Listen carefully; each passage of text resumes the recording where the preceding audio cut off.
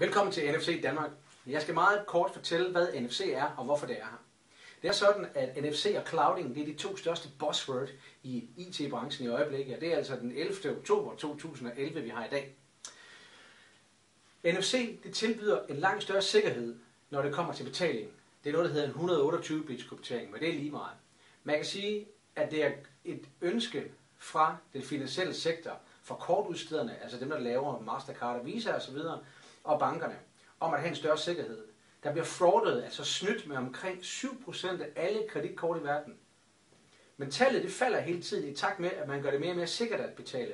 Så fra vi havde mønter til check, til magnetstribe på dankortet, til chip-dankortet, der kan man se, at der bliver fraudet mindre og mindre, meget groft sagt. Man forventer altså en større sikkerhed, der er omkring betalinger og kort, nu mindre snyd, og det er egentlig det, som er ønsket fra den finansielle sektor. Og fordi der er så stærke kræfter, der nu vil have mindre snyd, kan man groft sagt sige, jamen så er NFC en realitet.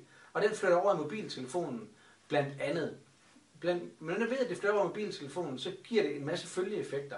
Blandt andet kan det gøre vores hverdag nemmere. Man kan forestille sig, at du betaler med din telefon, der har NFC i supermarkedet, men samtidig har du fået dine dividende og bonuspoint, hvis det for eksempel havde været i Coop Danmark eller Brugsen, du havde handlet. Man kan også forestille sig, at jeg skylder dig 100 kroner. Jeg møder dig på gaden. Jeg starter min mobile punkt, som vi alle sammen vil have om et år til 2. Jeg kan bare lige lynhurtigt fortælle, at nu vil jeg overføre 100 kroner til den næste telefon med NFC, som jeg rører ved. Så kan jeg sådan set bare tage min telefon og holde den op på din telefon, og så vil du nu have 100 kroner. Det er ekstremt nemt. Så det er i hvert fald nogle af de ting, som NFC tilbyder. En meget nem måde at omgås ting, som tidligere har været besværligt, samtidig med, at de er meget sikre. Det kan også gøre hverdagen nemmere ved, at jeg kunne have en højttaler, som jeg gerne vil have musik ud af.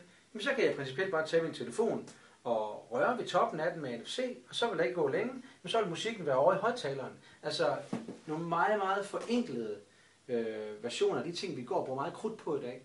Hos NFC Danmark arbejder vi jo selvfølgelig med alle mulige intelligente løsninger, hvad end det er betalingsløsninger, eller at gøre hverdagen nemmere.